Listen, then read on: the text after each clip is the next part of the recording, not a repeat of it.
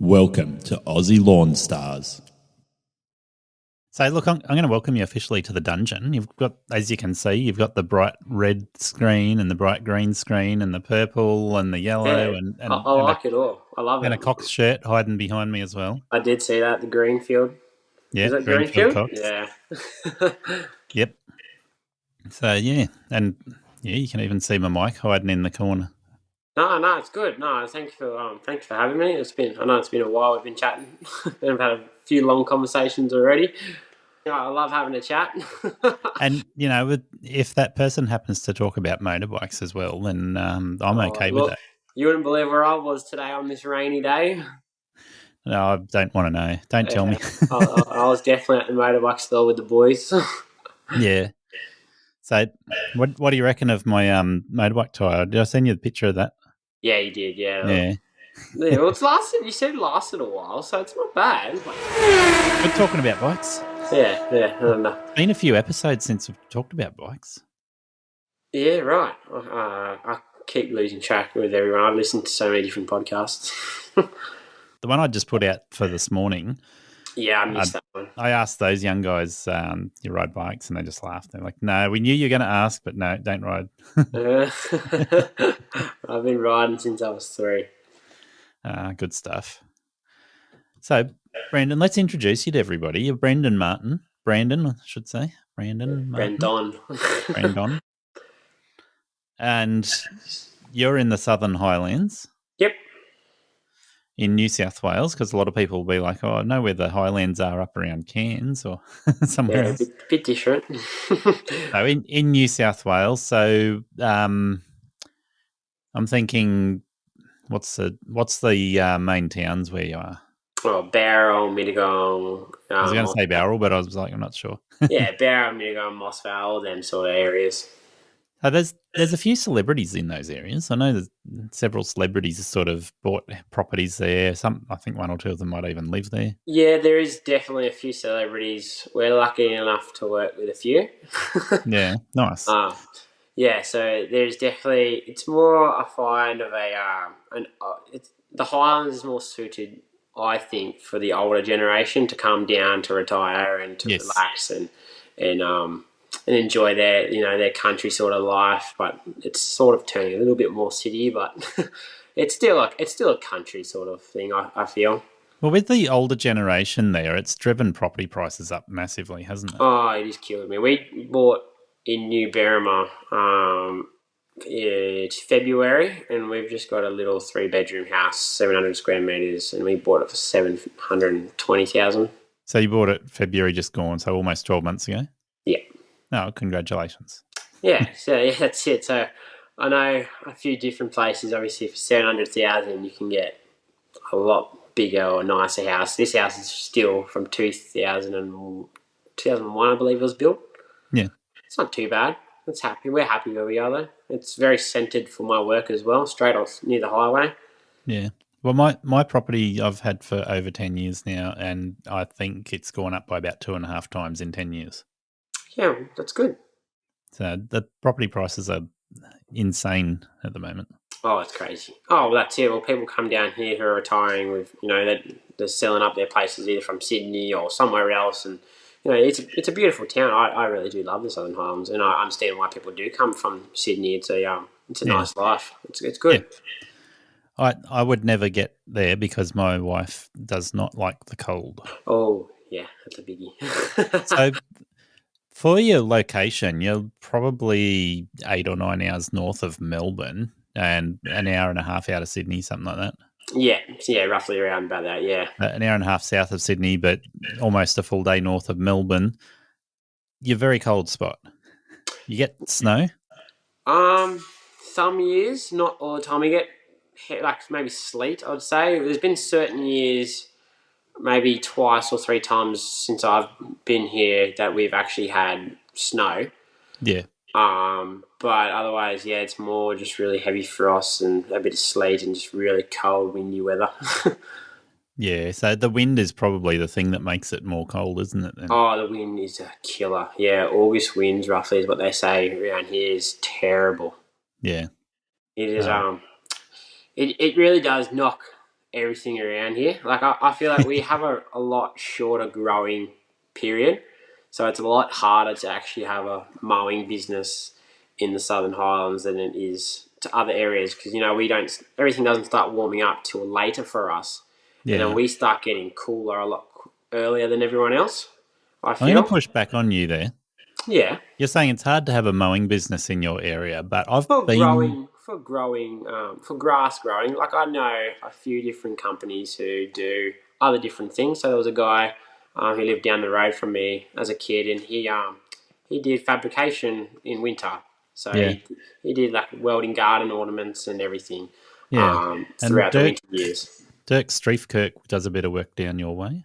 Yeah. Well, I know Dirk. Yeah, so Yeah. he does gardening, a lot of gardening. Though I mean, like if you just Yep. do purely lawns, Yeah. So it's that's why I hard. was going to push back on you because you look at the gardens around Barrel and Oh yeah, gardens a Medigong, totally different thing. I've they are insane. Yeah, well, you look at it, everywhere you drive. There's a hedge, there's a garden. Yeah, if you can focus on not only just lawns but gardens as well, you'll kill it.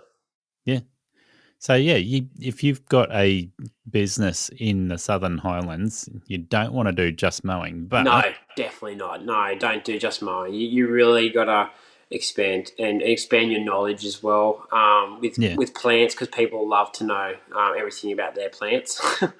Yeah. So um, if you say, for instance, worked on a golf course for a little while in your previous life, or you've got a trade behind you, yeah, and you're good with hedge trimming and knowing your plants, you could get a bit of a oh, premium. You you'd could be charge a fine. bit of a premium down there.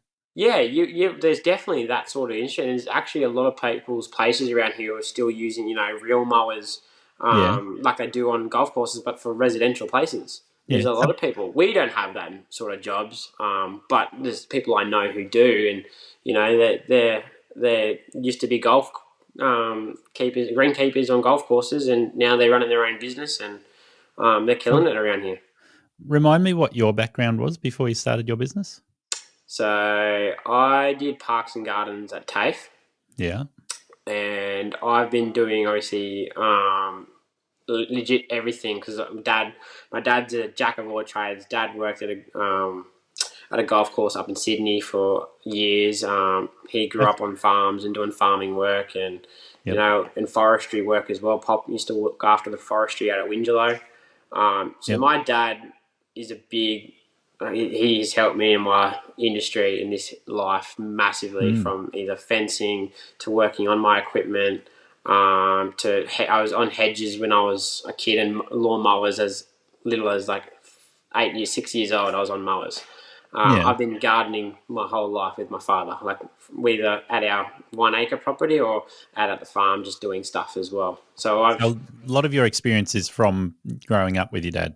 yeah, growing up with dad and on chainsaws, I've grown up pretty much about with everything to do with this industry and more. So I grew that passion and went to TAFE, and I was an apprentice and with another company around the Highlands, and as an apprentice, my first day was by myself.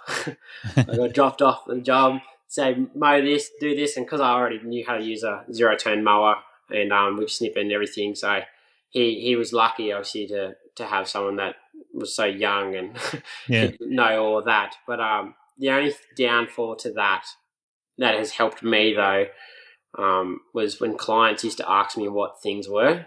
Yeah. And like, what's plants this, or what's wrong with this, or why is the grass doing this? Do we need to water it more? And if I didn't know, I would feel embarrassed. Like Yeah. I'm working on this high end property, and they're paying someone probably good money at the time. I didn't know what he was charging. I didn't ask, but and I felt really bad and stupid. So Yeah. I bought a whole bunch of gardening books. Okay. Yeah. I did a whole bunch of research on everything I learned from TAFE. I extended my knowledge more, and I built my own knowledge, and to the point where anyone could ask me anything on every job, and I'd know every plant and every Yeah. tree, and I would learn massively about everything. That's how I think what really drove me to really push myself to probably start my own business as well, because I knew Yeah. I had such a good dedication to the job, and I've loved it reading every book that I've read. I've got even a gardening book for the Southern Highlands as well. Wow. They actually have a book for the Southern Highlands and gardening in the Southern Highlands. Nice. But yeah, I loved doing this from a kid, and I did do a few different things. I did try doing aircon mechanics and stuff as well, and Yeah. so it wasn't just this when I first left school or finished school. I did roofing for a bit, and I didn't enjoy that, and yeah, I just thought, you know what, I'd better do something that I've just been doing for years. So Yeah. went to an apprenticeship company, and they got me through into an apprenticeship with a local guy down here. Nice. So how long ago was that? You said you're 24 at the moment. So Yep. So I was 18 when I started my apprenticeship. Well, I was almost 19, so I started my apprenticeship in January 2018, I think. Yeah, 2018, because 2017 I finished school, yeah, okay. and then ever since then, yeah, I've been doing this. Yeah, so you did your apprenticeship and then you went out on your own, started your own business. Yeah. So yep. So when I finished my apprenticeship, got signed off. The fellow I was working with put on another apprentice to replace me. Oh, okay. He just wanted to put apprentices on or labourers. He didn't want to pay anyone qualified. Yeah, Which so fair, keep fair. his wages down. Yeah, well, look, I understood because you know he I think from what I've heard he doesn't charge a lot, but he's happy with what he charges. He's happy with what he does. So and he's doing really well. Yeah. So I understood from his point of view why he would go that way. Yep. So I went and contacted a few mates who I knew had businesses in the Highlands. One of them was Jake Moore, who owns Lawns and More. Okay. So he was a greenkeeper, and he started his own business, and he was doing landscaping as a dual trade. Yeah, okay. So he said, yeah, look, I'm happy to pay you this $35 an hour, I think he said, and I'll give you a car, and you can run the jobs and do this. And I thought about it, and that's actually a really good wicket. Spoke to my dad, and dad was just like, mate, just think about it. Maybe start your own business. You got nothing to lose. You were still at home. Yeah. If it fails, like, no worries. Just Yeah. go. Then you can work for someone. There's plenty of opportunities. Yep.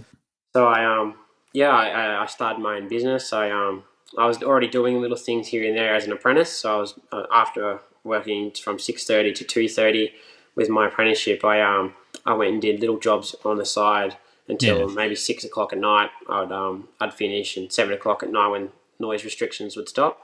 I already had my own whip snippers, my own hedges. I had a ute that I bought when I was an apprentice. So I had that set up.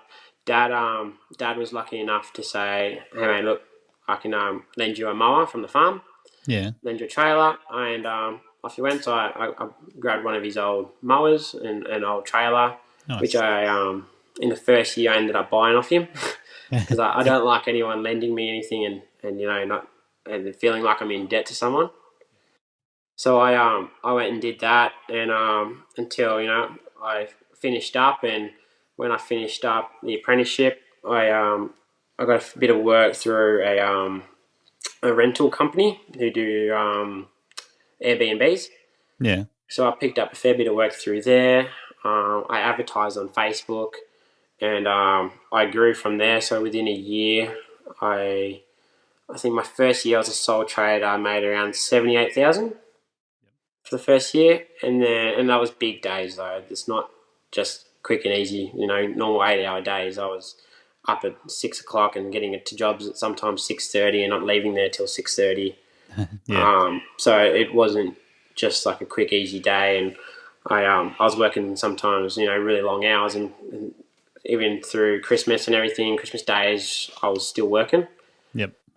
So I definitely put the hard yards in, and I put my first worker on, which is a mate of mine. Yeah. He went on casual because I didn't know how it all worked, and my parents were like, "Hey, just before you put someone, you know, on the books properly, you know, you still got winter where it slows down, so maybe just put him on casual." So he was my first employee, and I slowly grew from there, and you know, he helped me get to a lot of jobs and helped me build my business until I got more and more, and you know, some people have dropped off and done their own different things, and I've got now a good crew of people that I like to work with, and I'm really happy. Yeah, so you've built it up from solo to your first employee to having a crew working with you now. Yeah, that's right. And you mentioned your previous employer probably wasn't charging enough. Yep. So how do you go when you decide to start doing it yourself? Did you get some advice on what to charge, or do you already have a bit of an idea of what to charge? So there was a lady that used to work for my previous employer. Yeah. And she was by far, she will outdo any person, any bloke. I can guarantee. She is a machine. She's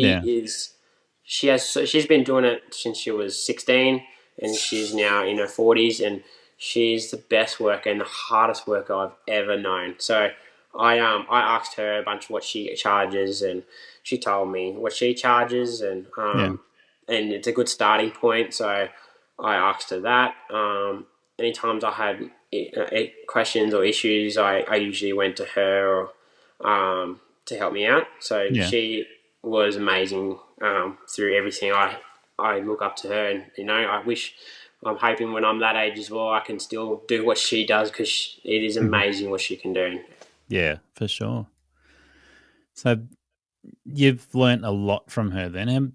Did you get so you got some advice on what to charge from her? Did you get much advice from her on other fields? So I didn't really ask her that much. That sort of stuff I probably asked my TAFE teacher. Yeah. So okay. I'm still in very good contact with my TAFE teacher from Yalla. So I even asked him pricing as well. And any time I sort of came to an issue with business, like, hey, what do you recommend I do with this? Or hey, I've had an issue with this job. How would you go about it? So I would ask him how would he work things. And he's in his 70s now, and he as well has helped me countless times with certain situations that, from a really young person, I probably, if I didn't ask for help, I would have gone around the wrong way. Yeah. And I didn't know about the page, like lawn contractors page or anything. I wasn't a big fan on Facebook back then. Yeah. So that was all before I even looked at it. I only found out about the lawn contractors page probably a year ago. Yeah, okay. So, but I know a lot of people who have, on lawn contractors page who it's helped their business massively. There's another guy, local guy, he runs Prime Lawns and Gardens. I was having a chat to him, and he said, I asked him what he was charging, and he told me, and he's like, I've seen what people were charging on the forums, and I've asked questions, and that page has helped me start my business. And I said, you know what, mate? I said, that's bloody excellent that pages like that are actually helping people's businesses, and it's great. I think the people who started that page should be so happy with themselves that they've built this forum for people who are starting out or not even starting out. People like me, I look at it all the time and go, oh yeah, that's really interesting. It's great. Yeah. Well, I think that the Lawn Mowing Contractors Australia started probably around the time you started your apprenticeship. 2018. Somewhere around there. Might be early. Yeah, right. Yeah, so I didn't really go on social media when I was younger. Yeah. As much. I did more to socialise with family and friends, but I didn't really go on it to do anything else. But and back then as well, I don't think, even, I know it doesn't seem that far away, but I feel like social media has changed so much since COVID that everyone relies so much, even through business. I've noticed that I would love to get off social media, to be honest, because I feel like it drains so much away from your life at times. Yeah, for sure. But sadly, that's where everyone sees everything you do. That's where, people are always asking, hey, I need a gardener. Hey, I need lawns mowed. It's a really big thing. And don't get me wrong, I still pick up a lot of work from word of mouth or from clients to clients. But I would like to say probably 70% of my work has been from Facebook. Yeah, wow. So, nothing. I haven't really received anything through my website. I did my website myself. Yeah. But yeah, most of it's been through Facebook. And they've either gone from Facebook to my website and then contacted me through my website, but Yep. still originally came from Facebook. Yeah, interesting. I have found that most of my work has come from word of mouth rather than through social media. Yeah. Yeah, well, that's it. I think, now that I've gotten a bit bigger and I've been in the game a bit more, that I'm getting a bit more through word of mouth, but Yeah. still a lot of it is through social media, I find. Yeah. Okay. So with the amount of employees you've got on at the moment, do you run multiple teams or do you get them all working together on each job? No, they're running multiple teams, so it usually depends week by week. We got our regular maintenance, obviously, which is usually 2 people at a job, 2 to 3 people. So that's always usually weekly or fortnightly. They're always going in groups of 2 or 3, and then I've got my landscaper who runs my landscaping business and everything with me. He does all the landscaping with an apprentice. And if we need extra hands there, then I'll send extra hands there with him as well. Yeah, okay. So it's mainly, it's roughly 4 to 5 people on lawns and gardens, and then 2 to 3 people landscaping. Okay, so 4 to 5 people on the lawns and gardens. Do you just send them out in 2 teams or just 1 team? Yeah, 2 teams. 2 teams, yep. 2 teams, and sometimes that one person will be at a job on their own because then they're waiting. Okay, yeah. Yeah. Fair enough. Depending on what the jobs are that you need getting done. Yeah, that's right. Okay. I think it works. It works for me.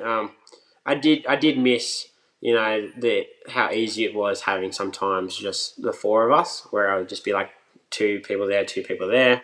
Yeah. It was a lot simpler and a lot easier. And then as I got more and more and bigger, I'm now finding my time with my family is also getting cut down. And time with how trying to work every job out and making sure every schedule is the same. And when you have rain days like this, it pushes a job back. So you're like, oh God, okay, well I need to do that one this week, or I need to catch up on a weekend and do that job. So it's more stressful. Big is not always better. Yeah. I find, and I'm working my way through everything. I'm still obviously learning, and I think everyone will learn no matter how old you are with business. But I'm still trying to find what I'm going to be happy with. I'm still not there yet. Yeah. Well, if you listen to old episodes of the podcast, check out the recent episodes with Dan, the mowing mentor, and Prez Madley with the corporate secrets that they won't tell you. Or search for my accountants Adrian and Charles from Grow Up Group to round out the great advice. And they will all help you when you contact them. Look up Dan the Mowing Mentor on Instagram, Prez Madley by email, thinktankcoaching@outlook.com, or you can book an appointment with my accountants on 0249 773363. The interview I just published today was 2 young guys, they're brothers. One's 19, one's 23. So, just a smidge younger than you. Yeah. And they've got several employees on. I think from memory, they've got around 6 or 7 employees, somewhere around there. Yep. And they're running a cleaning business as well as a gardening business, lawns and gardening. Yeah. Yep. So, yeah, they're working through similar issues to what you're working through in terms of how to manage that many employees, how to make sure employees are doing what they're supposed to be doing, all those sorts of things. That is hard, and what I probably need to work on as well is anytime I get a new job, I'm usually on site with someone, and that other person that I'll have on site will usually be the regular other person if I'm not there. Yep. But they see a standard that I put down, and they can ask me pretty much any plant, and I can tell them what it is.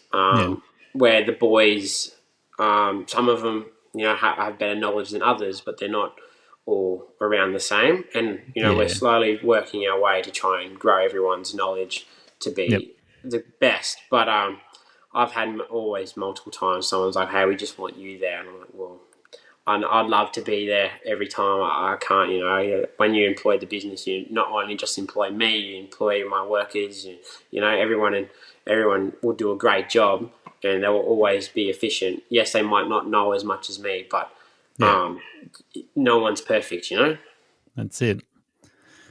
Yeah. So, have you got any apprentices doing the lawns and gardens, or is it just the So, apprentice doing the landscaping? no, I've got an apprentice landscaper and I've got an apprentice who's doing parks and gardens as well.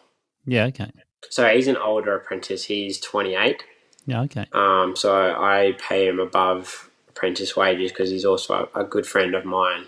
Yeah. And I want to make sure, he's not living at home. He's renting. He's still Yep. doing it hard. He's got to pay his own bills and groceries. So Yeah. I So don't want to lose him. And this is what he's wanted to do for a long time.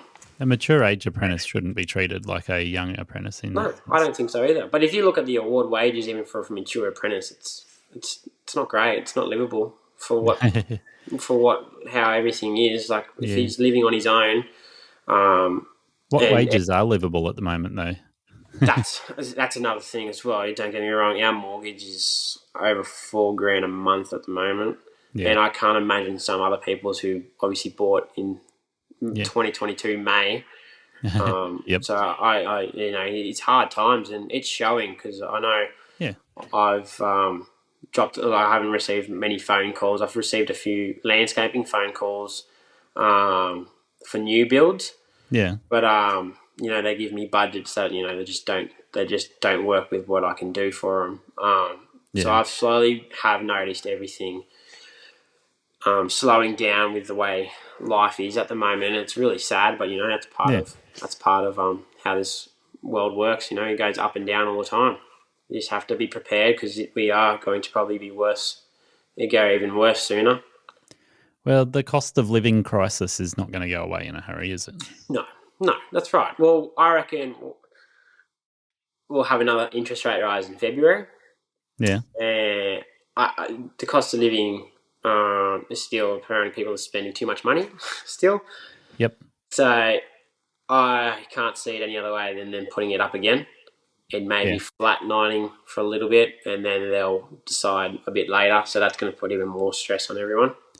I think they're just sitting there going, let's watch the LMCA group and the Aussie Lawn podcasts, and when they stop talking about putting their prices up, we'll stop putting our interest rates up.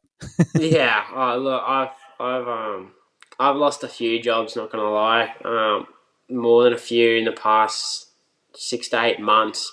Yeah. With them either cutting back on us or getting either someone who's a labourer to do the jobs that we're doing. Yep. I try and aim my business for everyone to know their plants and be qualified than labourers. That's just how I'm running my business. But and I still don't think my prices are very high. But there's people who are doing it for wage prices, $35 an hour. There was a guy on our local page who said he'll mow any lawn for $25 an hour. Wow. So how can you compete with that? Really, it's hard, and I know certain clientele that I obviously have, and a lot of people in the Highlands have, will pay the higher rate because they want quality and they don't mind spending the extra money. So that's the people you try and aim for. But I don't have all my clients like that. Some of my clients, are normal everyday people that aren't rich people, and they're happy just to see me a fortnight. And they're happy with what I do, and they're sometimes some of the best people I have, best clients. So, I think if you look at our industry at the moment, the average hourly rate that people work off to give their quotes or their prices is going to be somewhere around $100 an hour. Yeah. And I think you'll still find plenty of people, like you say, there's the odd one here and there that's on $25 or $35 an hour that they're charging out. But I think the average person at the moment is around 100, and that means you'll probably see quite a few that are in the 80 to 100 and a few that are up around 100 to 150 per hour. That's it. Well, issue is the work that I do is a bit different, I guess. So we've spoken about this before. Yeah. So we'll get involved now. My hourly rates and my chargings is going to be different to a lot of other people that are And going that's to fair. probably listen to this. So that's right. Like I spoke to like Dirk. Dirk always talks to me about it.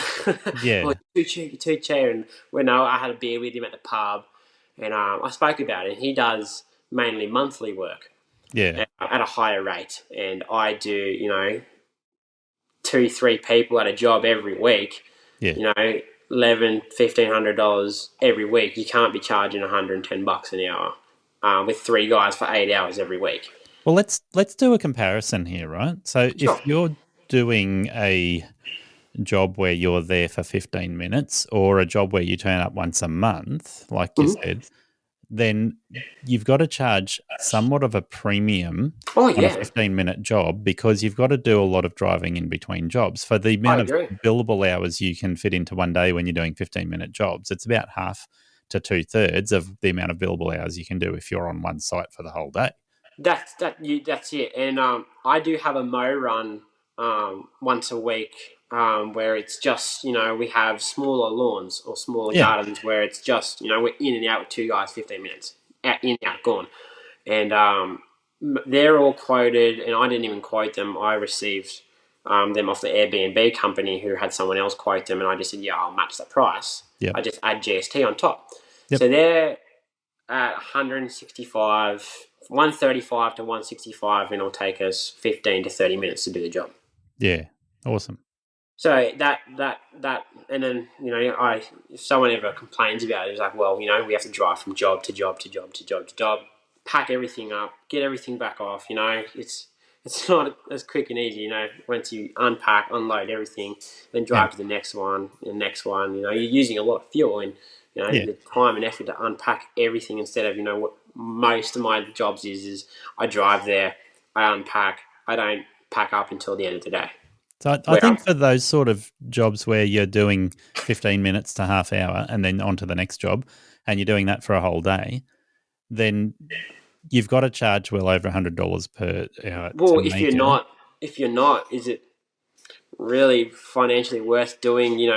By the time you're driving, sometimes 30, 15, 30 minutes, then using, $5, $20 worth of stuff, whippersnipper cord, Yep. blade wear and maintenance and stuff, Yeah. oil, 2-stroke oil, petrol, and people always forget, you're using wear and tear on your machines. It's Yep. not just your fuel you're using your machines, which, they'll need oil changes, that costs money. Yeah. It's And not free. you got to replace that 72-inch Toro you've got every 5 years or so. Exactly right. Exactly right. So for the smaller jobs, no, you're right. I think minimum ideally should be $100 an hour minimum. Yeah. So And what you got what I to tell people with that, I say, look at how much you make in a day. So per person, because you're talking multiple people or teams that are running around doing the job. So per yeah. person, you want to make sure they're making a similar amount per day, regardless of whether they're doing 15-minute jobs or a whole day on one site. So if they do a whole day on one site, then you go, okay, their day rate is X. And I don't know what your day rate is, so I'm not going to throw you under the bus with that. But yeah, your day rate should be able to match that, whether you're doing those 15-minute jobs or a full day job.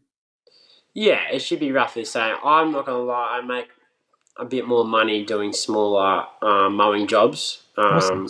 That's good. than what it is to. But then again, it's different because I'm driving from job to job to job. It's more wear and tear on the Yeah, car, it's more wear that's and right. tear on things. So whether or not it's more money than me spending a job all day. But at the end of the day, I prefer to be there all day. Yeah. I'm not rushing. I'm not in a hurry. Let's get all these jobs done.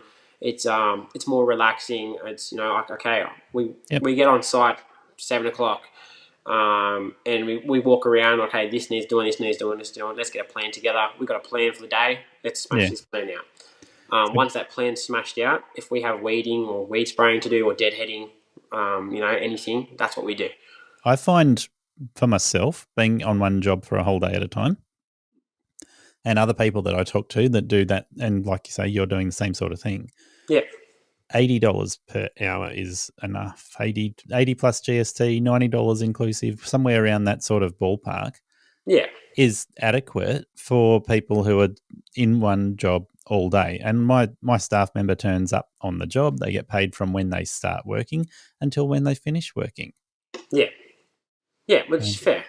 Yeah. And because of that, I can charge out at a lower hourly rate than if they're doing 6 jobs in a day or 15 jobs in a day. Yeah. Yeah. And still be really profitable. And I turn around to my staff member and I say, look, if you need to take a break while you're on the job, you don't get the advantage of jumping in the car for 5 minutes driving to the next No. job. So when you need to take a break, you take a break. And when you're taking your lunch break, you're still getting paid. Yeah. Well, I pay all my workers their lunch break as well. That comes out of my pay. Yeah. They there's certain days where it's so hot or it's freezing. The least you could do for them to be there all day is and they're working hard just to pay their lunch instead of working that extra 30 minutes. Yeah, that's exactly right. So I try and make everything go as smooth for my boys. And if someone needs something or they have a question about something, I'm always happy to answer it for them. Or if they I had one worker. He questioned me about the hours that we were doing, and I said, okay. Well, I said, mate, look, it's either so we get here at 7, or 6:30, gets the job at 7 o'clock because the boys take my cars instead of their own cars. Yeah. I think it's better than they don't have to use wear and tear on their own vehicles. Yep. And then we leave there, roughly 3 o'clock, and we get back at 3:30. Yeah. Or how some jobs are, 5 minutes away, so it's all different. So I said, "Oh mate, look, I can not have your hours for your lunch paid, and I also throw in so it's 15-minute morning tea and a 30-minute lunch." Yeah. So I'm really nice to them, and I make sure they're always having that regular water break. They don't just not have a water until smoko or lunch. They can have water whenever they need water. Yeah. Within reason. Yeah, and I'm the same. I'm like you doing physical work, working in 30 plus degree days at the moment, sweating like a pig all day. So if you need to stop because you're overworked, you stop, have a drink of water, have a water break. I'm not sitting there with a whip chasing you to make sure you're doing the work, but don't take advantage of me at the same time. Yeah, that's it. Look, I've had people. I've had 15 different people work for me that have either lasted an hour to a few weeks or a year or so. Yep. And I find because I am that bit nicer, I am can get run over a bit easier because I'm so nice. I've had people take advantage of me. And it takes a while for me to see it sometimes. But once I see it, I usually stop it. And it's hard for me to stop because I get scared that I don't want to do it. But it's just like what, mate, they're running you through, and then they're not there for you. They're just there because it's easy, and they know that they can walk all over you. So my wife probably pushes me more to do it. But I guess sometimes I'm just a too nice of a person to do sometimes the big boss things. Yeah, look, I don't think that's a bad thing. And even at twice your age, a little bit more than not quite twice your age, somewhere close. Yeah. I would still rather be a little bit on the soft side than really harsh. Yeah, well, that's it. I mean, like, I've met a lot of different contractors for the years that I'm in because I'm a social butterfly. Yeah. And I've met one guy who, he sees everyone as competition. And I'm just like, okay, no worries. And he's like, oh, stuff that guy. He's competition. I don't chat to anyone that does this job. Yeah. And I'm like, okay, no worries. And then there's me where I'll chat to lots of different people. I've met Dirk. I was chatting to Dirk from another job, and I've become friends with him just from giving him a call and saying, hey, I'm Brandon from Thrive Horticultural Planning. Yep. So we got our friendship from there. I met another guy. Jose from Flourishing Gardening Maintenance. I met him at the service station. Was just having a chat to him about his car.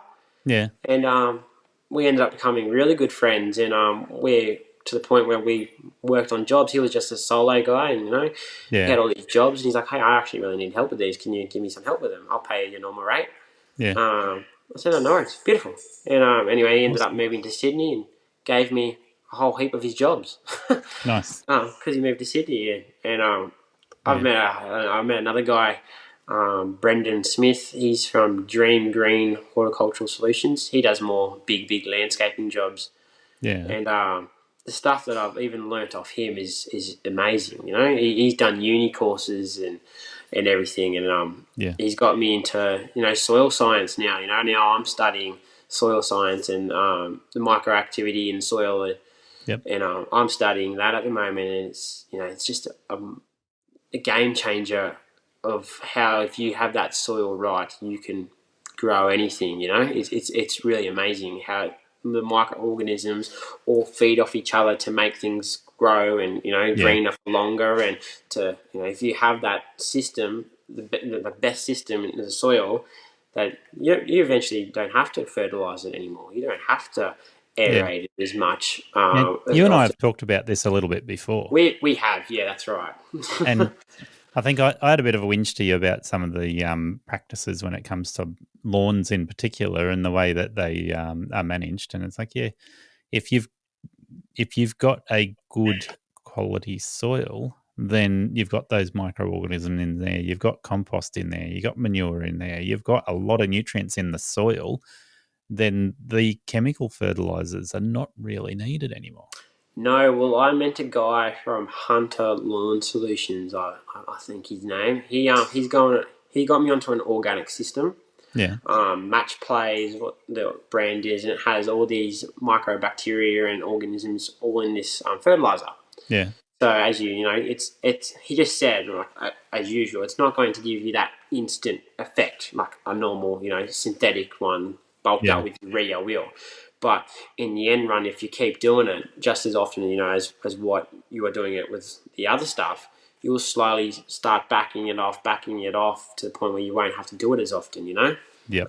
Because that you're slowly building up that microactivity in the soil. Yeah. And I had a big chat with the guys from Mossvale who own the golf course there. I know the head grounds guy there. Okay. And I was having a great chat with him about how he looks after his greens. And Yeah. he says he's gone a more organic way. Okay. And since he's done an organic way, he's stopped spraying fungicides like over half of what his normal dose is. Maybe once every 3 months he'll spray fungicide. Well, I think if you talk to the guys in WA, and I would imagine golf courses are very similar to WA conditions because it's so sandy. Yeah. Because it's a very sandy mix, not much soil in there. No, a it's lot of very sand. hard. That's There's right. not a lot of nutrition, not a lot of microorganisms in Exactly there. And then right. you're adding a lot of fertilizer. That is prime conditions for fungus to grow. So Exactly right. if you go a little bit over on your water, you're going to run into a fungus problem.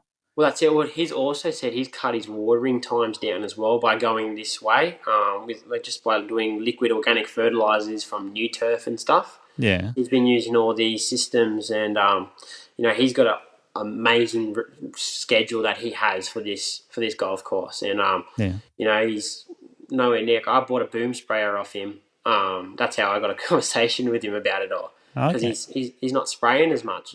He still has a sprayer for Yeah. the liquid fertilizer that he's doing.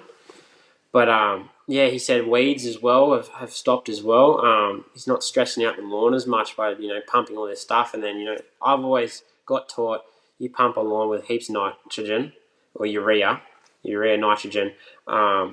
It's almost like an addict where it gets addicted to it, and once it's finished, that fertilizer's gone, it almost goes to the point where it's just gone to pus. Yeah. Because it needs that hit again, and you keep giving it that hit, and slowly you're destroying that activity in the soil just by pumping it with nitrogen, and it's Interesting. now relying on it. Yeah. Wow.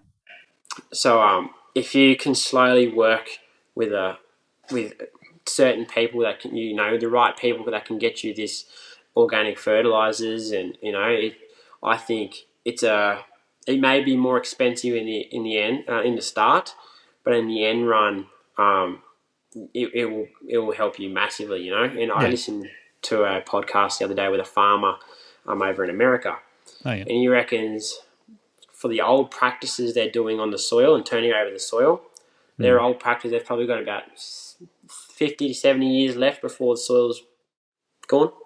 Yeah, wow. Before they can grow anything. And they've already been through that system where, you know, there was a time that I watched on this soil movie that I watched on YouTube. Yeah. And there was a time in America where nothing was growing. There was a drought, and because they were turning over the soil so much that, you know, the soil became hydrophobic, and it just went to pus, and nothing grew. They struggled. And this farmer has gone to a no-till sort of way, and his ways of the soil, like he brought a soil sample of a place down the road from him, and he bought his soil, and his soil was so dark and like with full of organic life and organic matter compared to this other soil. And he said this soil he's been doing this soil for 20 years and is that fertile. Like he doesn't chuck really anything down anymore because it's feeding itself. Yeah, interesting. So it's it's a big thing, you know, healthy soil, healthy plants. If you have an unhealthy plant, it's always to do with something wrong with the soil. It's struggling, not enough nutrients, not enough water is getting to it. It's a big thing, you know. It's not just a pest is attacking it because it's, you know, it's just the pest's fault. It's the pest is only attacking it because the plant can't fight it off. So its immune system's like it's weakened. I was listening to Muddy Boots podcast last week. Yep. And they were talking about Clive composts. Yep. And they're starting to work with a new product. I think they called it lignite humus. It's otherwise known as brown coal. Yeah. Yeah, and so they're saying that the brown coal adds a lot of nutritional value back into your soil. Well, it should ideally. Yeah, that's right. So if you're doing compost as well as the lignite humus, then you're getting a nice soil profile.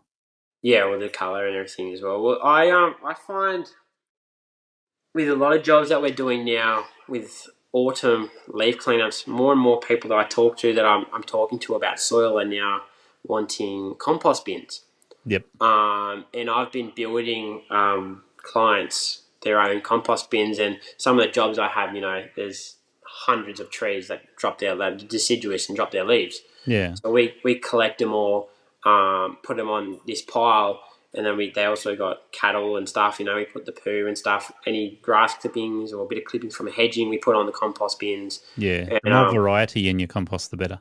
That's right. So, and we found if we keep turning it over in about a year, if we get it hot enough, it's almost ready to, you know, put on a veggie patch, or, you know, you want to do a new hedge. All right, let's compost the hedge, but using our own compost instead of buying it.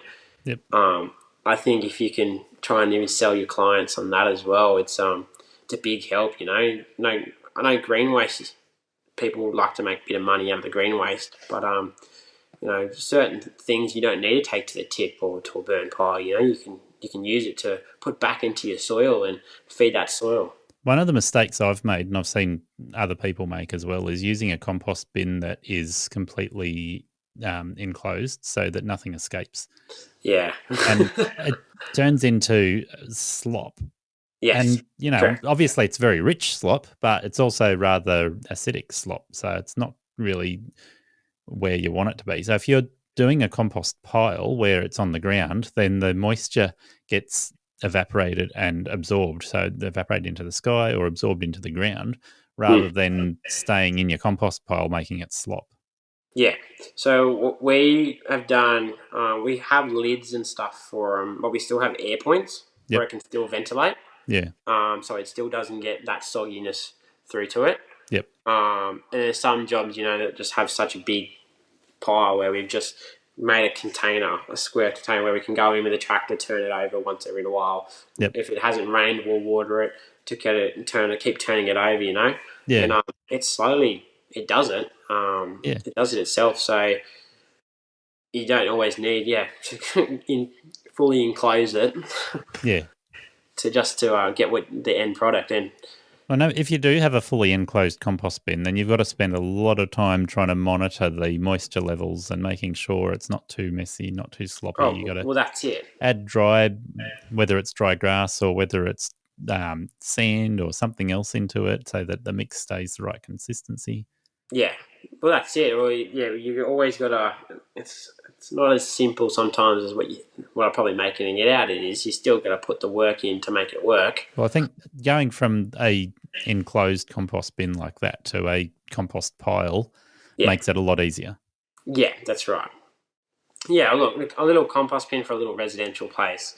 I understand why people have them. The ones that you can turn over and enclosed. Yeah, so I understand why people have them. I feel like they're just not big enough to, like, unless you've probably got a small yard, and they're just not big enough to do everything, I guess. I don't know. I have a veggie patch. I used to have a veggie patch when I was living at mum and dad, that they removed since I'm not there anymore. But and anytime that was still a decent garden bed that we had veggie patch, and a little bucket where you just turn it over was not going to just put enough nutrients over the top of it just for a little bit. Like, it will help, but not enough to benefit anything, I don't believe. Well, I've got 2 compost bins that are open on the bottom and got a lid on the top, so they're plastic bins from Bunnings. And I just fill one of them up, and if it's getting too full, then I start filling the second one up. And if the one that I've been filling up for quite a while is not over full, but it's been there for 6 months, I'll lift the bin off, turn it, and put the rest of it back into the other bin, and then start again. Okay. And that way, it by turning it, you're making sure that the new stuff gets put down the bottom, and that's it. That's why the old stuff gets put on the top. And take a bit of the old stuff off and use it in the garden or in the lawn even. Well, that's why we always turn it over the tractor. It's just a bigger pile. Bigger scale. Yeah, bigger scale. That's exactly right. Yeah. Well, see, I'm talking family of 3 people. There's sometimes 4 people in the house, and my property is 1,600 square meters roughly. So I've got plenty of room to do 2 of those style bins. Yeah, no, it's good. No, it's perfect. How's your grass going up? Didn't you say you had some special cooch or something that you found, or you didn't know what it was? Zoysia. Zoysia. Okay, that's what it was. Yeah, I couldn't remember what it was. Yeah, so far I haven't had much luck with that. When I was playing with it, it was really dry. So earlier in this season, before we got a lot of rain, it was really dry. So I was really struggling to do anything with it. So I need to try again now while we've got a lot of rain. Yeah, right. Yeah, one of my a mate that I have, he runs another business I know, Smart Property Services in the Highlands. He just does big garden cleanups and hedging and more mowing. He does a lot of mowing. He's killing it. He's loving it. And he sent me a job photo and said, "Hey, just want to know what grass this is."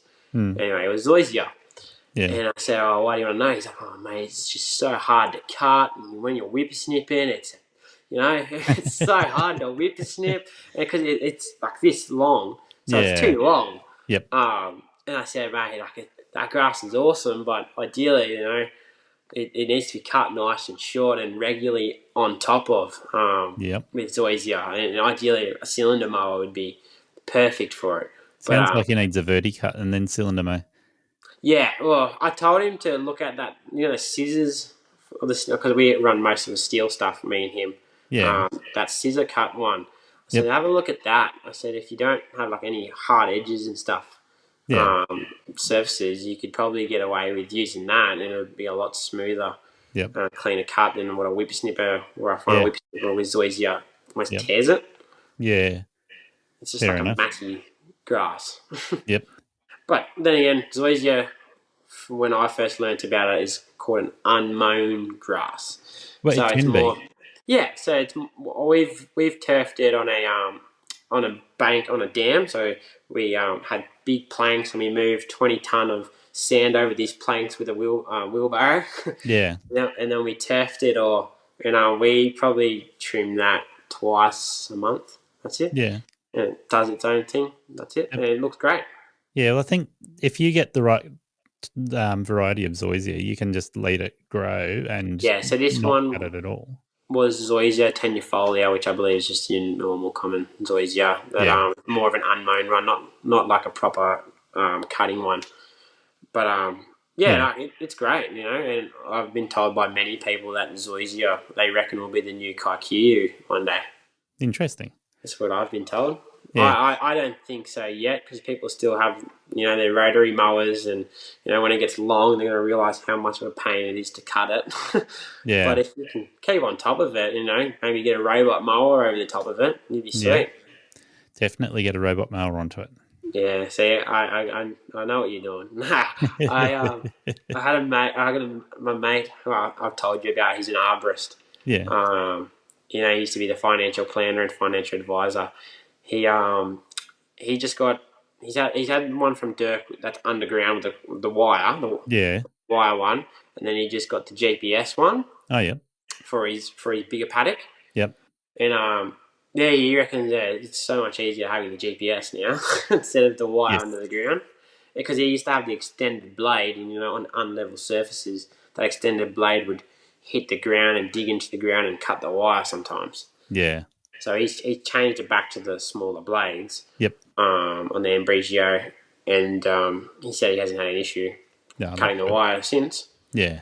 The only issue he found with that GPS one is it getting bogged in certain areas. Okay. Yeah, but where the paddock he has, water flows from another dam into his dam, which is what he wants mown. So Yeah. Yep.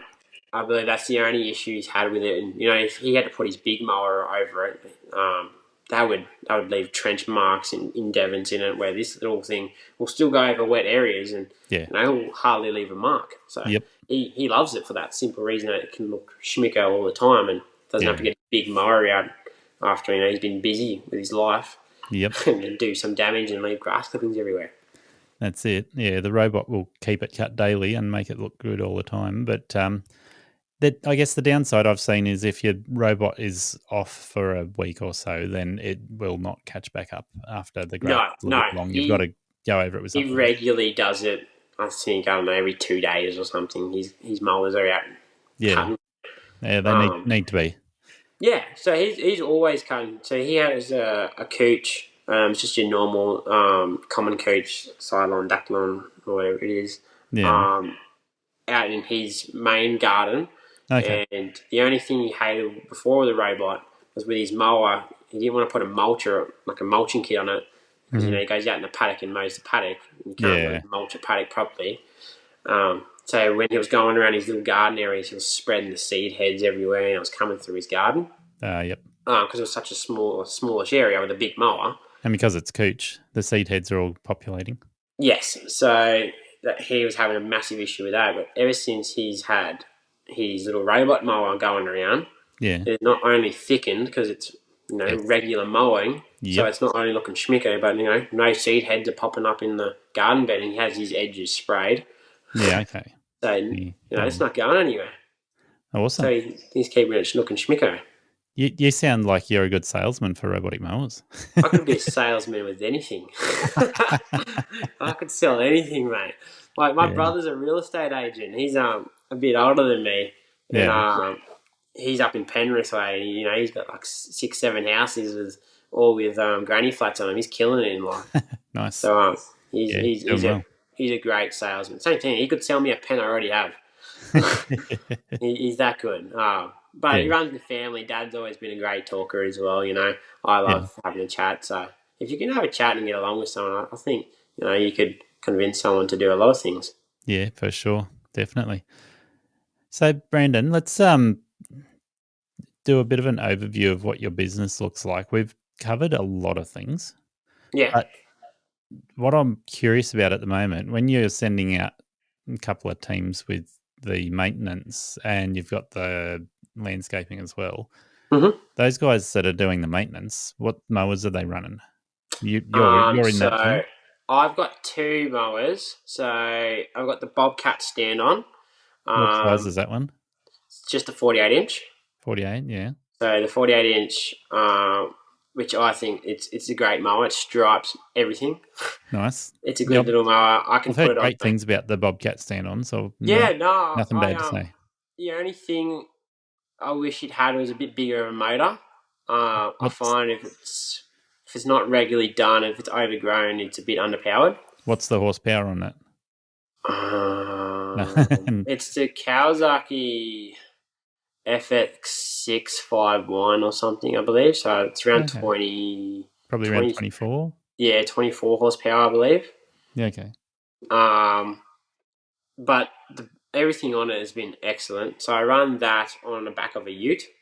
Yep. So I have a ute set up with some foldable 3-meter ramps that go on that. The 30-inch push mower Toro goes on that as well. Yeah. It's got ladder racks in case we know we need ladders on site as well. Yep. So that's that team with a toolbox of hedges, whip snippers, whatever.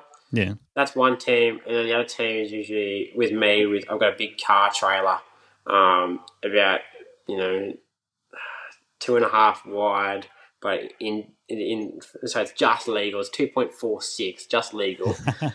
And that will fit my 70-inch mower on there with backpack blowers and whip snippers and everything in the back of my car in the Toyota Hilux I've got as well, which is a dual cab. Yeah, okay. So I've got them setups, and then the other boys have, if they're doing landscaping, most of the stuff I'll have on site for them. Yeah, okay. So if they need like a tractor or something, move soil, move stuff around, I'll have that all on site. If we have need an excavator, the excavator will be on site for them as well. So most of the stuff for landscaping is on site. And then if there's other crew going as well, there's certain jobs that have, their own mowers. Yep. That their own gear, and we know we don't need to bring anything. The boys just drive to site. Yep. And they just use their client's equipment. Yeah. And I have a deal with them, we use your equipment. I'll service it when it needs servicing as well. So I'll change the blades. I'll if it's a major service, we'll get someone in. Yeah. But normal oil changes, greasing, everything, change of blades and whatnot. The simple stuff we're happy to do instead of getting the client to charge a bit extra money and having to go drop it in and take it away. Fair. Sounds good. Yeah. So very different setup, but yeah, that new 72-inch Toro I've just got has been a life changer for me. So it's 72 inches. It's Toro. Is that an out front or a zero? Zero. So it's in zero turn. And I've got the foldable canopy, so I can either have the canopy up with sunshade. Yep. And it also folds down. Nice. Yeah, so that's really good. Do you know what the horsepower is on that one? 31 or 35. I can't remember. Is that diesel? No, petrol. No, petrol. Okay, yeah.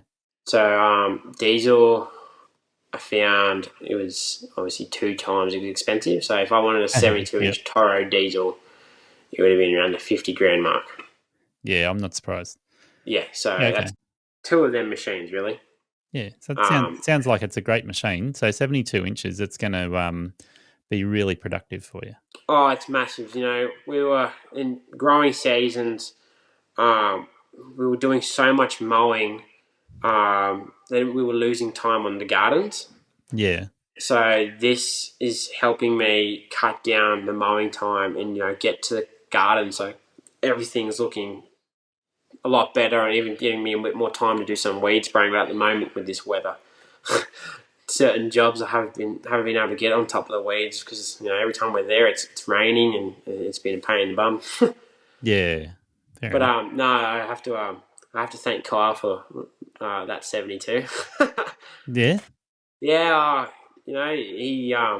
we talk a lot and he posts a lot, and we've chatted about it multiple times. And he so brought. If you're thanking Kyle for it, how come it's not got the yellow paint and the and the right stickers? Stand on. For big acreage mowing, I'm not gonna lie. I think I'd prefer to sit down. 35 acres. Some of the jobs we're doing, 15, 30 acres. Yeah. When you're standing up, and going over bumps, I feel it's good. I feel better standing, but I feel like I don't know. I don't feel great as well at the same time. It's a love-hate relationship.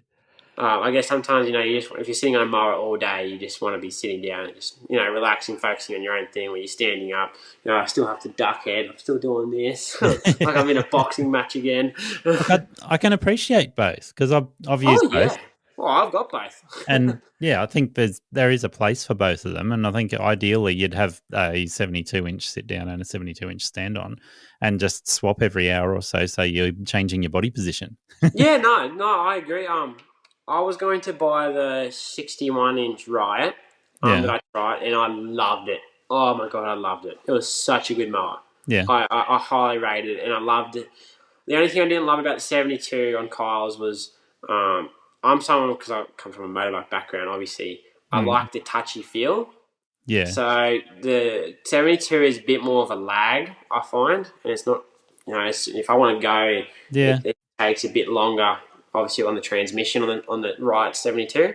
I've heard Kyle say this as well, because I haven't used the 72. I've got the 61 ZK. Oh, it's and beautiful machine. Kyle said the 61 just has more punch than the 72. Yeah, it does. Yeah, it feels like bloody 252 stroke, and then you're right, got 72, which is a 254. Now you're talking my language. That's it. Oh, I loved the 61. I was very tempted in buying it. And I was been thinking about buying a bigger mower for a long time now, and I thought, I've got the 48, which is a good in between one, I believe. Yeah. And so if I was going to go bigger, for them big acreage jobs that I do have, then why not go a 72? It still fits on my trailer. It still does everything a 61 does, but a bit quicker. So that's why I went the 72 over the 61. And I was going to wait for the new Riot one that was coming out. Yeah. That Kyle was getting me on, but I didn't know if I could justify spending that money at the moment. Yeah. It was a bit more expensive than the Toro. Yeah, okay. And at the moment, I love how Toro, it's just 15 minutes away. And my previous dealings with Toro, because I had a 48-inch Toro, has been awesome. Yeah, well, that's good to know.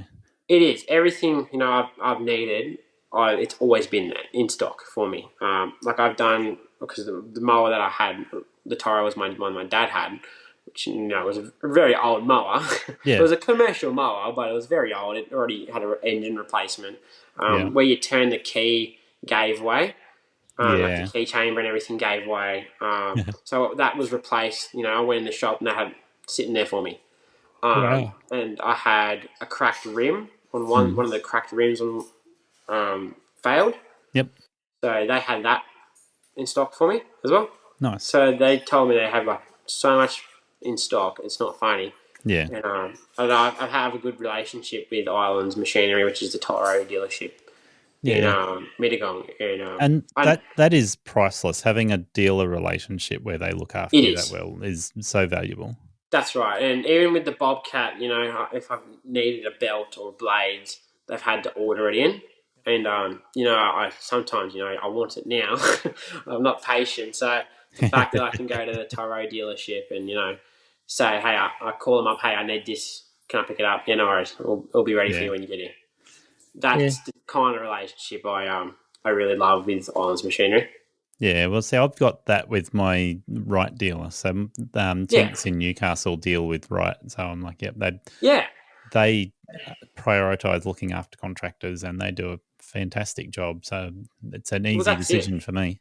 Well, that's it. Well, I think Barrel Mowers is the one that is a Cox dealer.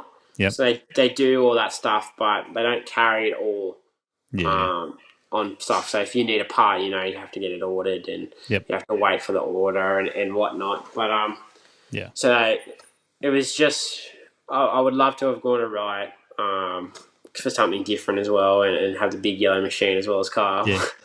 But I'm very loyal to Toro. Toro have been absolutely essential. I've never had an issue. That mower I had was 2011.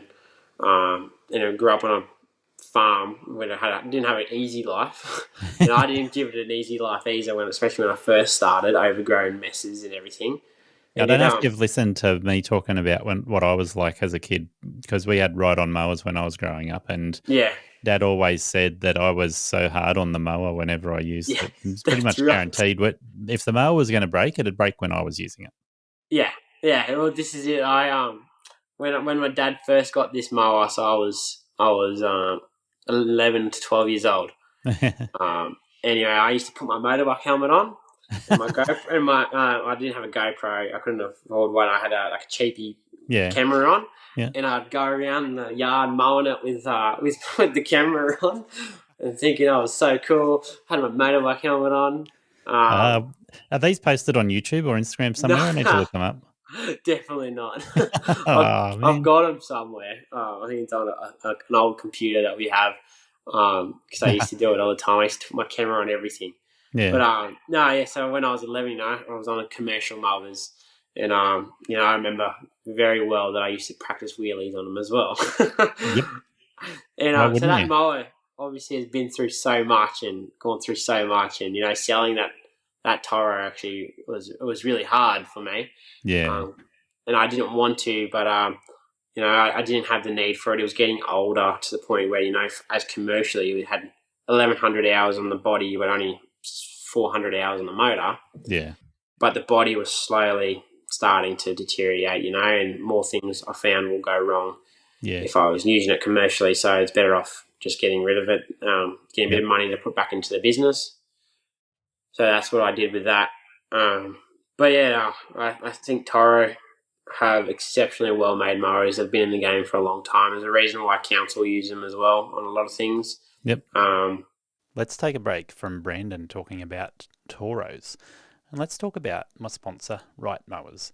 Now, as you know, Brandon's got really good reasons why he's gone with Toro, and there's many options and brands you can choose from with a commercial mower, and they all have good reasons why you might choose one brand or another. I've got really good reasons why I chose Walker for a long time, and while I was using Walker, I've looked at a bunch of other brands, so it was a very specific choice for me to talk to Aidan Andrews at Cox and test a Right Standard ZK, and I must say I've been so impressed that I also decided to have a go with the Right Standard Intensity 42-inch. So some of the reasons why I have brought them on as a sponsor is because they have some unique advantages over other brands of mowers. And like I said, there's many reasons why you might choose one brand over another. There's no right or wrong choice. But for me, I've chosen the Rights because of their unique advantages. One of those being the fact that their motor goes up and down with the deck, which means the belts have a static angle. They don't change angle as the deck goes up and down. They also run a 2-belt system, which means those belts are under a lot less strain and load than most belts. And the load they are placed under from cutting tall grass is able to be managed without wrecking the belts unnecessarily.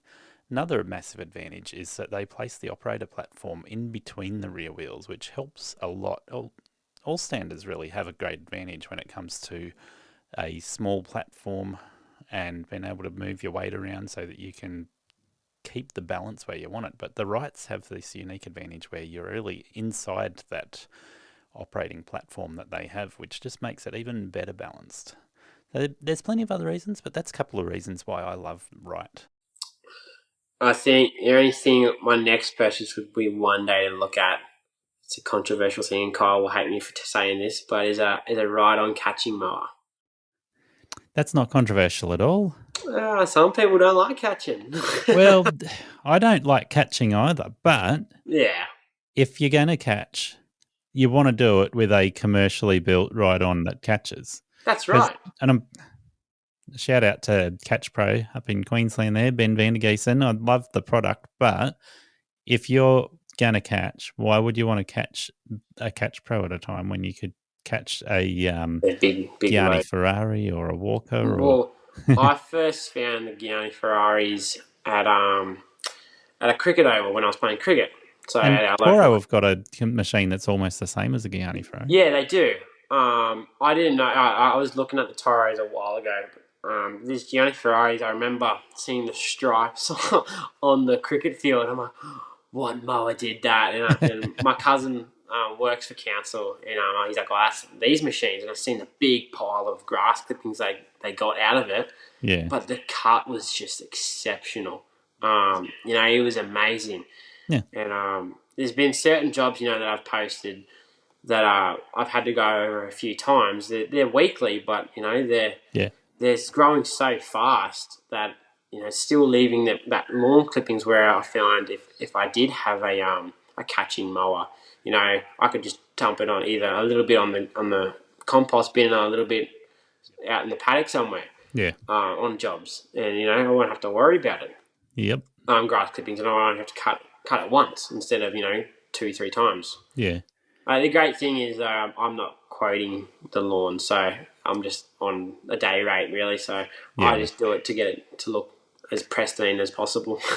Yeah, and so I'm in a similar situation where I can mow areas daily, or I can mow them once a month or weekly or whatever it needs. Yeah. The goal is to make it look good, right? So if I put a robot on there, it's mowing daily and it looks good.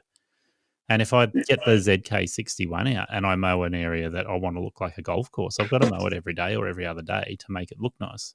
Well, that's it. And I've got a client who's a property developer, and they're one of my best clients. So they give me all my landscaping jobs.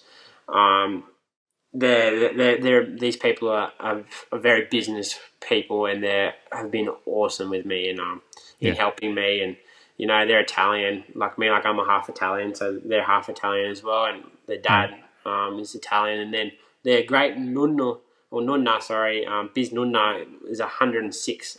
Wow. So they're very healthy, very wealthy family. Yep. And Nice. this property they have, the main property they have me looking after, there's not a big budget on it. I mean, there is a big budget on it, sorry. So, I can spend so much money on it. I don't know if I'm using my words, but anyway. Spend so much money on it to look schmicko, but, we mow it 1 week and then come back the next week and it's like this much growth. It's like, oh my God. And then, they're like, hey, can I mow it twice a week? Yeah, no worries. Yeah. And, we're having to mow it, Monday or Tuesday, sorry, and then it honestly needs to be done again on a Friday. Yeah. It's that growing that bananas. If you're good, you'd get in there Monday, Wednesday, Friday. Yeah, I can try. It's a fescue lawn, so obviously I cut it at roughly 3.5 inches. Okay, interesting. Yeah, so I try and focus more on fescue lawns. I like them probably a bit more than what I do than a low cut lawn. So fescues are a cold climate grass, right? Correct, and I feel like a lot of people down here should probably go for them a bit more. Yeah. Because they're green all year round. Like my front lawn's fescue. Yeah. Sharps up beautifully. My back lawn though is a mix of cooch and kaiku, which I cylinder mow. That's a traditional Aussie grass mix. Correct. And the best thing about buffalo in it, even better. No buffalo. The best thing about it, which I understand why people have low cutting grass, is for the simple fact that when I have to clean my dog crap, it is so quick and easy to clean it out because it's so low. Like I've got my lawn out the back at around 10 mil. Yeah. 10 to 11 mil roughly with my little Scott Bonner. Nice. But yeah, so I understand why people like their short lawn, if they've got dogs and stuff and they do want to clean it up. It's a nice if they want that cricket look, because, Aussies love their cricket, most of them. The only problem with a really short lawn is when the robot gets to the dog poo before I do. Oh yeah, I didn't even think of that. Yeah, that's the best thing about my mate that has the robot mowers. He doesn't have any dogs in that area because he's on 28 acres. Oh, yeah. He's got the dogs that got a whole big area, and then this area that he has just for the robot mowers is always looking pristine and never running over dog poo. I've heard other people talk about the robots spreading the dog poo because if it hits the dog poo when it's dry, it just breaks it into powder smithereens, and turns it into fertilizer. But my experience is that they get to it before it's hard, and it just spreads the mushy, sticky, stinky mess everywhere. That's it. And I've always heard carnival, which is what dogs mainly are, carnival diets is actually not a great fertilizer for the soil. Yeah, I don't agree. I know why, but I don't agree. Yeah, I reckon? Well, if you're going to look at the makeup of the manure from the dog, it's not great. But if you let it break down, then it's no different, no better, no worse than anything else. Well, it's true. It's like when people say they don't want mulch with certain seed heads from like camphor laurel, which I'm guessing we don't have here, but other areas do. But if you get that mulch hot enough, it will just cook everything, and it'll be fine for in 12 months. Yeah. But yeah, so I like my fescue lawns, and I'm a big fan of the way the Americans do it. Like, I don't know if you follow any fescue lawns over in America or look at any of some of their pages, but I think America has it over us massively for soil. Trees, they look after their trees 10 times better than what we do. Yeah. And if you just drive in the Southern Highlands, you'll see the disgusting pruning that they do on the trees for the power lines, or it is a disgrace. It is such a shame that these monster trees have just been pollarded to smithereens. Yeah, roadside tree work, wherever there's power lines, it is not done well. Oh, it's disgusting. Yeah.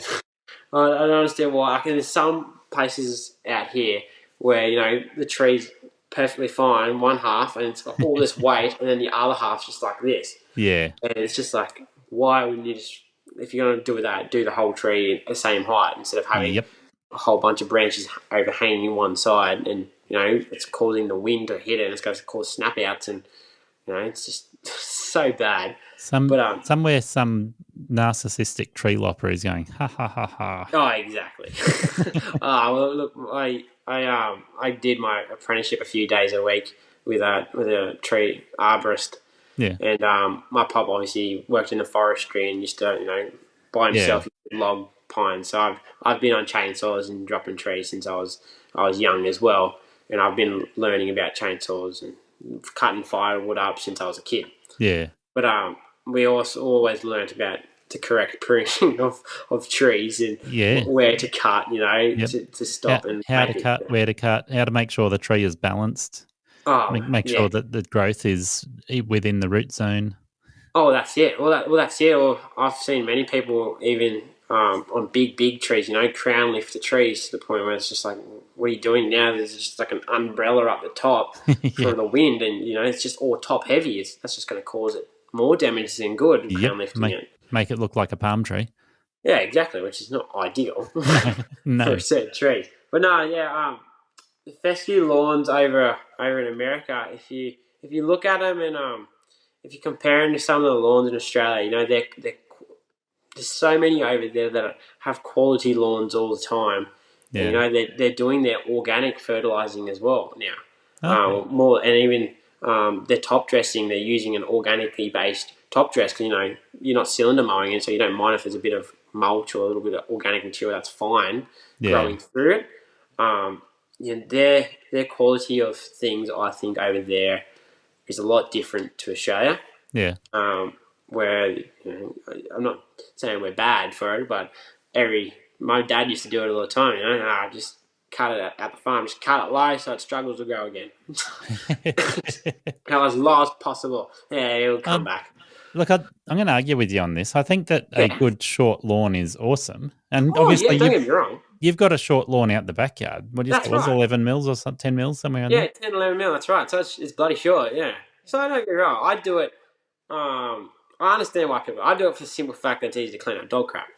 Well, I'm going to say, in most of Australia, where we're not living in an alpine zone, short lawn is good. Oh yeah, no, yeah, you're right. And sometimes a kikuyu lawn, it's hardy. It's for the hotter regions. It's great.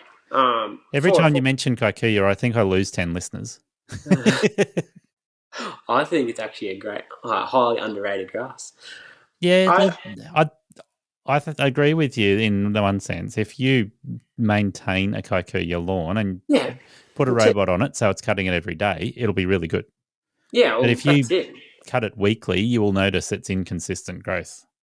Yeah. So what we used to do out at my parents' place, they've got a kikuyu lawn, an acre of it. Yeah. And I used to change the height of it all the time.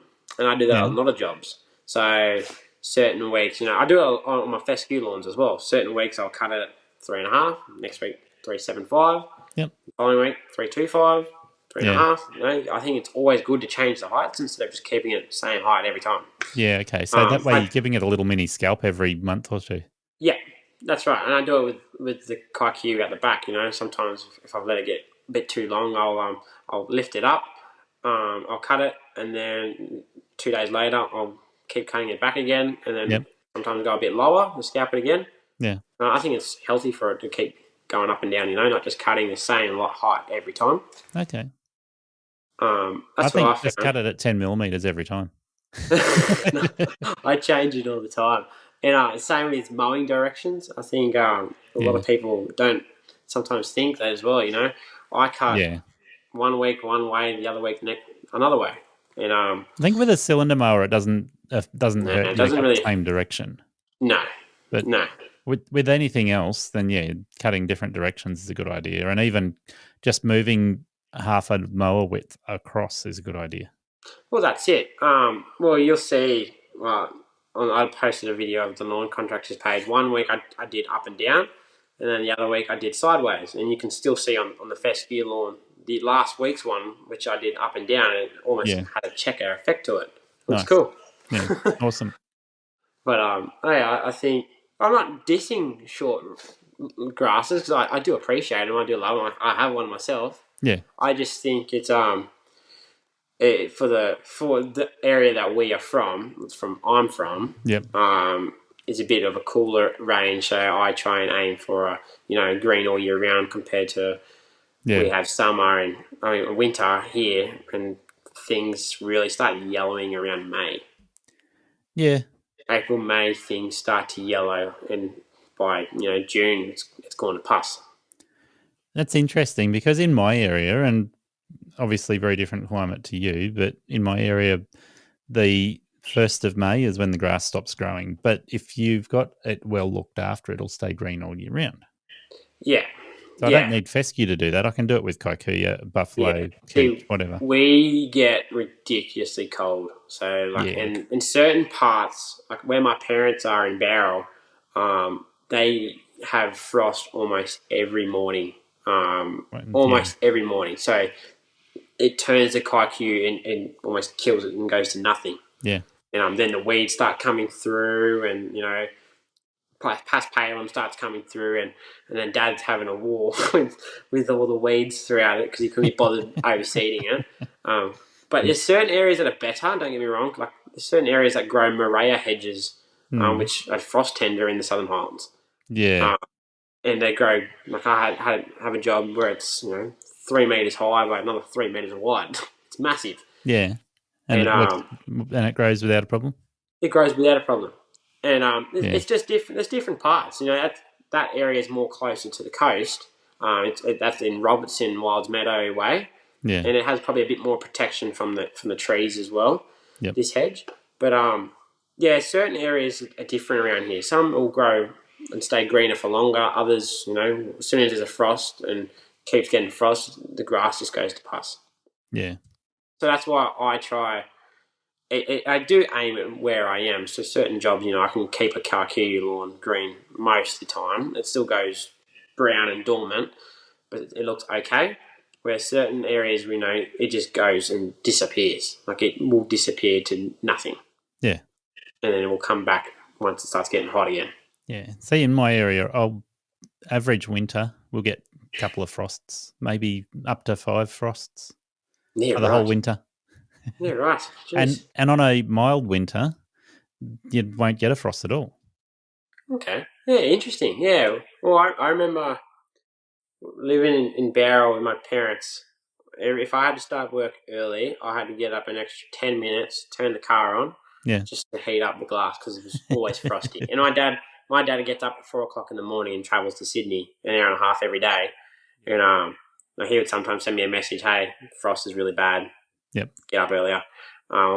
Frost isn't as bad, but there's certain days where in that area, it's just, I don't know, where it sits on part of the earth, it just gets smashed with cold weather and frost. Yep. But everywhere's different. You just got to work with it. And that's why I think, I've got Mitch from Smart Property Services that I chat with. He did a lot of just lawns. And I've slowly, he's done more and more gardens, and I said just try and keep as many gardens as you can, because when every time winter comes around, it just stops for you. Yeah. And he does, and then he does obviously the overgrown ones, and he does an exceptional job. He's awesome. That's good. Yeah. But so I think. Do you have any fescue lawns you look after? No, don't do them. Don't touch them. Don't think I've seen them. I think if anybody tried to grow fescue around here, it would die. Is it really that hot? Is it that hot I've up not there? heard of anybody doing fescue here. Yeah, right. And you're up Newcastle way. Central Coast, yeah, Newcastle. Okay, so yeah, I'll be going there next week, Foresters Beach, Nice. on my holiday. Yeah, bring your bike up. I'd love to. I'd have to camp it at yours, because we just stay at a little Airbnb. Yeah, It's just on the beach there, and it's a great little Airbnb. We can walk down a group of stairs and be on the beach, and it's a dog friendly beach and everything as well. I'd push you, but I'm guessing you're spending time with your wife and child, so yeah. Well, I've been pretty slack lately with I'm not going to admit, with trying to catch up. Running a business isn't sunshine and rainbows, and isn't everyone sees you doing so well, but it's hard on not only you but your family. It is definitely. Like I do everything, like bookworks and everything. So I'll get home from a day and try and get the trailers ready for the next day, and then by the time I get home inside, I'm helping my wife trying to get dinner, helping with the baby, and then trying to do invoicing at the same time, or catching up on quotes and emails. I don't go to bed till sometimes 10 o'clock at night, and it's just me trying to get through all my work and reconciling everything. I do that all the time. If you can see my eyes struggling to stay open at the moment, because I was up till midnight last night working on a podcast. Yeah. Well, you're going to be up to midnight, probably not tonight though, but I mean the next night again. Yep. No, it's I think if you've got a good partner that can really help you as well, that it can make your life a lot easier. And my wife has been awesome. As hard as it is, I'm very limited time, and I try and spend as much time with everything. But she understands. I'm just trying to set us up, for the future. Yeah. Yep. And she's been exceptional. But so I couldn't do anything without her. Yeah. Well, I won't push you to bring your motorbike up while you're spending time with her. And priorities. That's true. I will come up though for a long weekend or something. I need to come up. Yeah, you'll get impatient riding with me, because you'll be like, it's like riding with me, Dad. So slow. Nah, probably. I don't mind it though. I love it when you keep my ego in check. Recently, I bought the multi-port charging case and a 7.5 amp battery to fill out the 6th spot in the charging case. The multi-port charging case charges all 6 batteries from the least charge until they're all matched, and then simultaneously charges them to full. The 7.5 amp battery gives me a great balance between weight and runtime. Plus it goes a little harder on the 1300 metre an hour blower and the STX 4500 whippersnipper. It's often my first battery to get put on a tool. No fumes, no fuss. Just great power whenever you need it. I went riding with me old man late last year. I gave him one of my spare bikes I had when I had 2 motocrosses. Oh yeah. And we went out to Wingelow, and out to the farm, and we rode together, and then we did a bit of the state forest, and it made him go, geez, I miss this, and now he's looking at a bike. He loved it so much. It's so good. We weren't going fast. I would, every now and then, if I see a jump, I'd go for a squirt, or I'd go for a squirt over the jump. It's just like a little man-made hump. Yep. And then I'd wait up for him, but he didn't care. He was just there to enjoy the ride and enjoy the scenery. We went to a few lookouts, and it was great out that way. Nice. Yeah, good fun. It's good to have a hobby. I think you need to have a hobby. Yeah, look, I know that I talk to a lot of people, and I try and bring up that sort of thing in most interviews to see what people do. It's Got to have. I would love to buy all my workers a bike. My work is they're just next level. every single one of them is just awesome, and and they Yeah. I wouldn't be where I am without. It's not just me, it's my workers Yeah. that have also done everything as well and put the hard yards in, and working over that Christmas period as well, and they they see it. It's not only stressful on just me, they see it as well because Yeah. everything through that year is hard. And towards the end of the year, I find everyone gets a bit more short tempered because it's almost the end of the year, almost holiday. Just wanted to Yep. be there, Yeah. but yeah, no. All the boys, I try and take them. I give them a bit of a squirt on the bikes here and there, and they love it. Yeah. And, Nice. yeah, I wish I could afford to buy everyone a mower, a bike, but Yeah. just so they could come riding and enjoy that enjoyment with me. Yeah. It's Yeah. great. It is so great. Yeah, look, everyone's got their own hobbies. I know certain people enjoy golfing, which I hate golf, and it's only because I suck at it. I've never played. I don't intend to play either, but I've never played golf. Yeah, we did it for our Christmas party, and yeah, we were all garbage.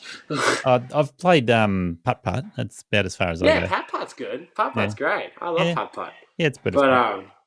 yeah, maybe when you're a bit older and you just want to enjoy it and just enjoy a hit. But I'm just garbage at it.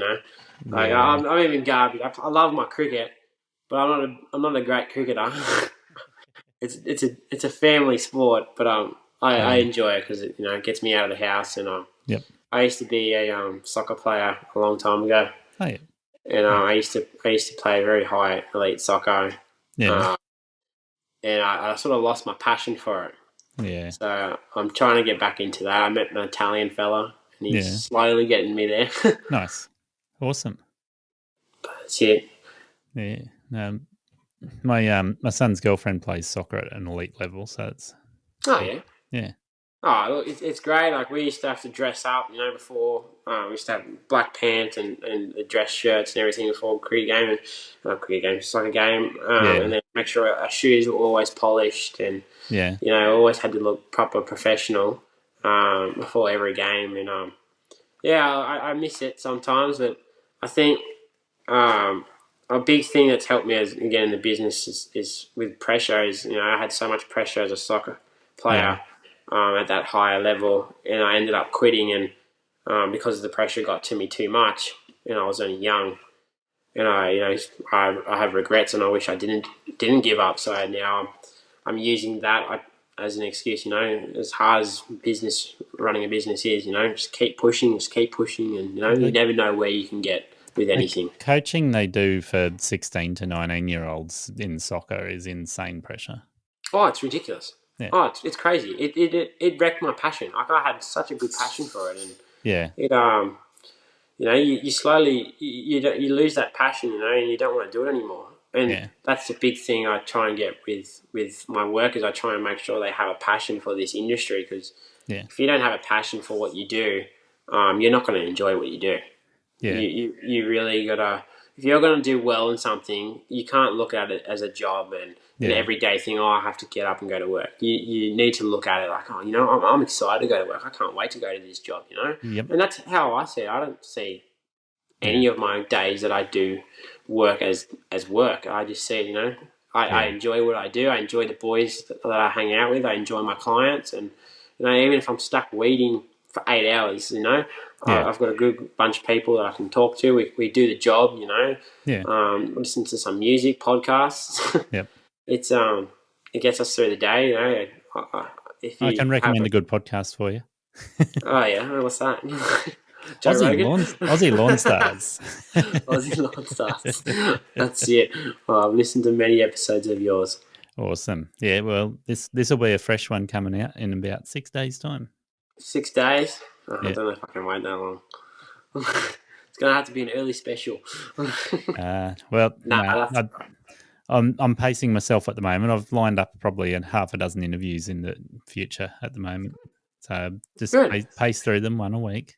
No, that's it. Well, we'll get you through the end, and I hope it gets you to a point where you can make a bit more money, out of it. Yeah, well, I'd like it to just cover the basics so that it's worth doing. I mean, it's worth doing because I enjoy it, but if it's worth Yeah. doing financially as well, then it's just, it's perfect. Oh well, if you're like me and you can be stuck in a conversation with like me, I I love chatting.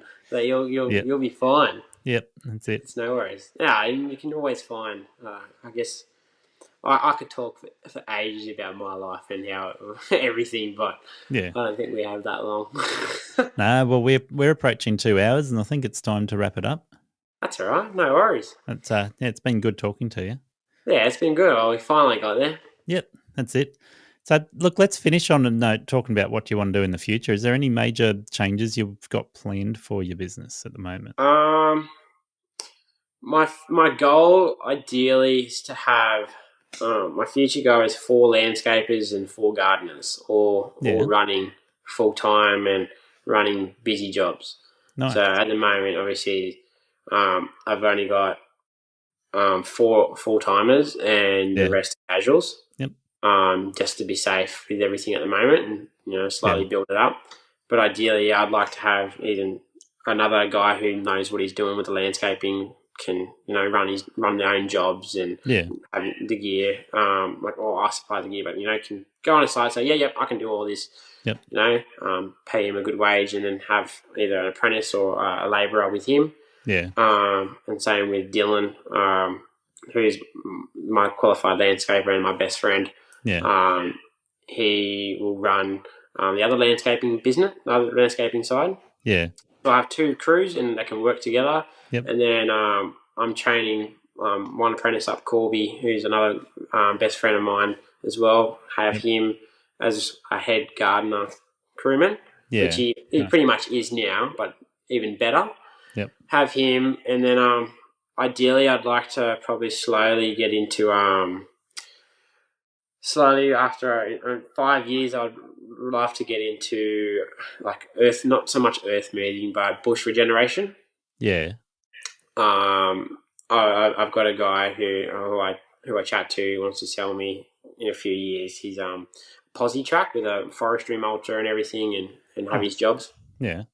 So I love bush and I love all that. And if I can make to clear bushland and for the better and help the ecosystem and stuff and keep fire trails open for in case there's fires and for the fire trucks and everything. Yeah. If I can do that, I'd be happy, because you get old and doing this your whole life, you're going to slowly slow up.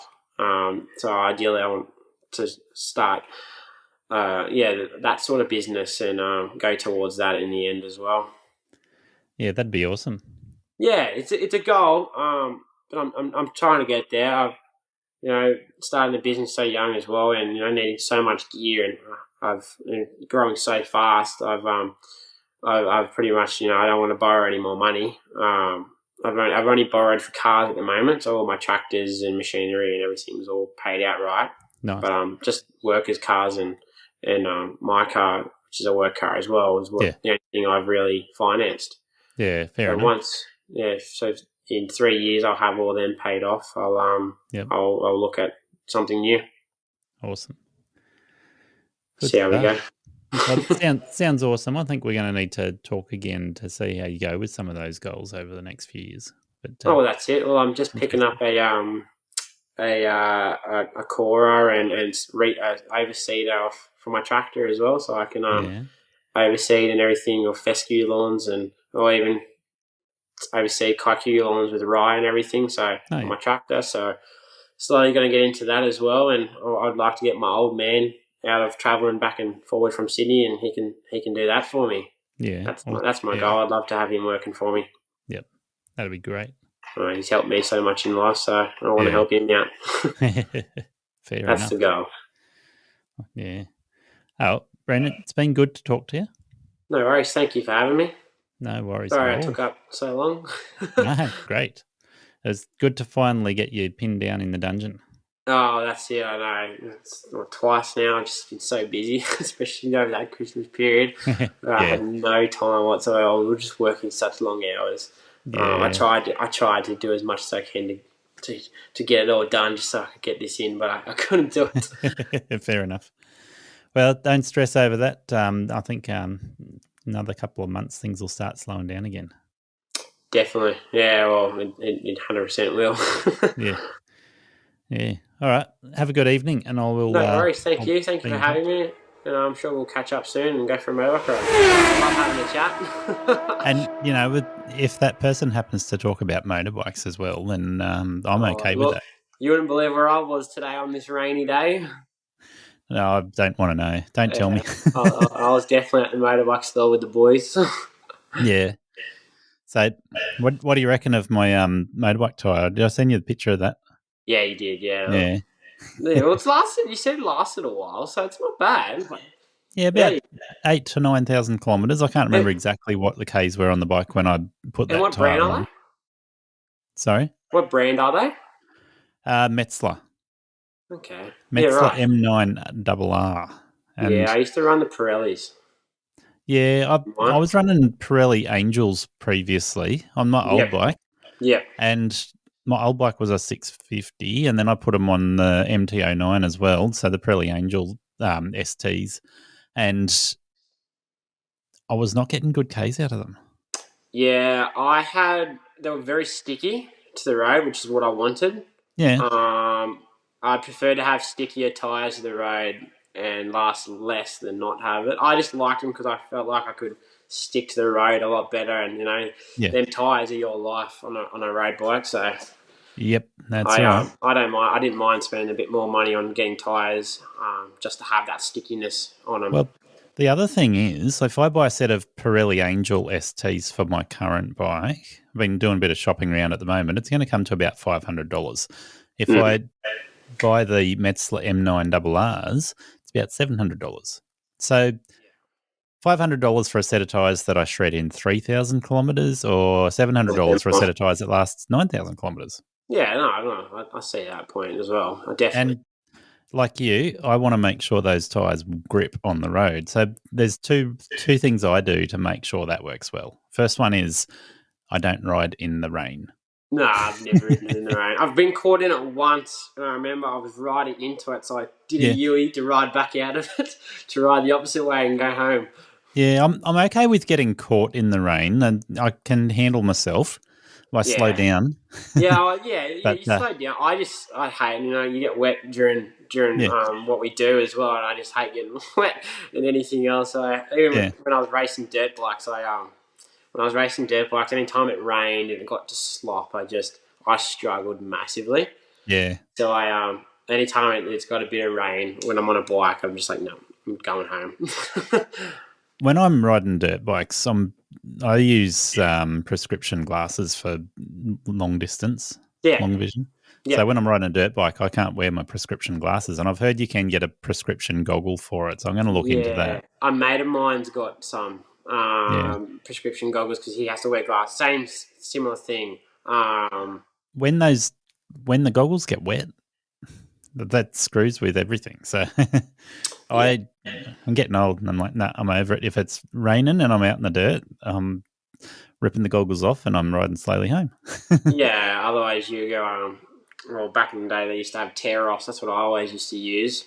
Yeah. But now they've got these roller systems where it's a roller film, but I've found them to be garbage, to be honest. Well, if you go down the prescription goggles, it's going to mess with the script. Yeah, exactly right, yeah. So going back to the road bike, the second thing I was going to say with the riding in the wet is you can buy tyres that are better suited to riding in the wet. Yeah, exactly right. I have listened to my friends who know more about me and do more riding than me, and they say that those tyres that are good for wet conditions will out-handle anything I can do to the bike. Yeah. But I don't want to ride in the wet, so I want the tyres that do the best grip possible without those all-weather conditions. Yeah. And, I understand, yeah. Yeah. So the Metzlers have been the best for me. Yeah, and it's not like you're riding every day to work and back on a road bike where maybe if it's through a wet season you would want wet tyres. So it's only I usually used to only ride on a nice weekend or a nice day. Never, if I seen it was overcast or something, I wouldn't take the risk personally. That's it. So yeah, the only problem I've got with the Metzlers at the moment, And I realised this when I rode with a friend who rides a little bit more gently than me. Yeah. I was just frustrated with them to start with. I'm like, I'm not using all of the tyre. Yeah. And I'm used to the Pirelli Angels where I'm using all of the tyre and put the Metzler M9RRs on there and I'm not using all the tyre. And I go, oh, it's a bigger bike. It's got a lot more power. I'm just chicken. I'm not actually giving it what it needs. Yeah, what it is. And then I went riding with a couple of friends. One friend who's got the same bike as me, or he did have, sorry, he sold it now.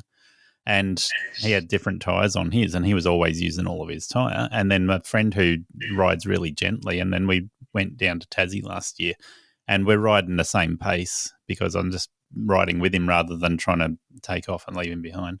Yeah. And he's using so much more of his tyre than what I'm using of mine, like, at the same pace. So I'm looking at it, I'm going, you have a look at the Metzler. It's really round on the edges. It doesn't flare out on the edges at all. So you literally can't get right over onto the edge of it. Yeah, right. Yeah, okay. That's very interesting. So yeah, the road bike I was looking at today was a ZX6, just a 2017 model, 600. nice. And it was actually in really good condition, 8,000 Ks on it. Is that the one where the exhaust comes up under the seat? No, this one came out the side and it had an aftermarket exhaust with like two ends out of it. It was actually a really cool looking bike and that sounded amazing. He started it up for me. That could be the IXIL exhaust, IXIL. Yeah, I couldn't remember. It may have been. I didn't look at what brand it was, but it was amazing. It sounded beautiful. Yeah, it made me want it, but I know I'd get shot by my wife if I bought another bike at the moment. Those IXIL exhausts, they go from a single into a double tip, and that's right. That's how it was. Yeah, it may have been that one then. I've ridden a Suzuki that had an exhaust like that on it, and it was a 4-cylinder bike. Yeah, but yeah, that sold me on those exhausts. I'm like, oh, they are very sweet. But the S1000 I'm riding at the moment, it's got the Akrapovic on it, so can't complain with that. BMW? Yeah. Oh, okay. My dad wanted the BMW S1000RR, the red, white and blue one. Mm. He loved it, but he ended up buying the Ducati 959. Yeah, well, I've got the single R, so the S1000R, which is the naked version. Yeah, okay. Yeah, I've never been a big fan of naked bikes. I like them. Yeah. I don't know. I like it. It's either I'm riding like a dirt bike sort of bike or a sporty bike. I've never been that in between it at the moment. Yeah, but see, I'm a couple of years older than you, and appreciate the. I'm only 24. Sorry, you say 24? Yeah. Yeah, there you go. So I'm 22 years older than you. Yeah, there you go. That's a few years. Yeah, you're right. Yeah, it's not much. But the point I'm making is, with a couple of extra years under the bonnet, I need a more upright riding position. No, that's why my dad sold the Ducati. It was killing his lower back and his back bending over. He loved it. And he could wheelie that thing. Like for a guy in his late 50s, wheeling Ducati 959, I was just like, you're a machine. But he grew up on road bikes. He grew up on dirt bikes, obviously out in the state forest out Wingelo his whole life. And then he loved his road bikes more over his life. And he was an amazing road bike rider. Yeah, nice. Well, I love both, but hands down, by far and away, riding up the bush, I've got less to worry about.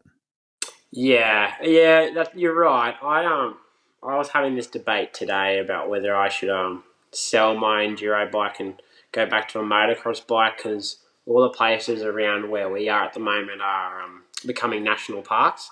Yep. So like Jalore State Forest is now a national park, and so that's no riding there anymore, which used to be great riding. Belanglo's getting shut down. I ran into the dirt bike cops the other day, and I was having a chat to them, and they were telling me Belanglo is going to be possibly cut certain parts of it state national park as well. Yeah, that sucks. And it only leaves really one good spot, which is Wingelo, which is where our farm is.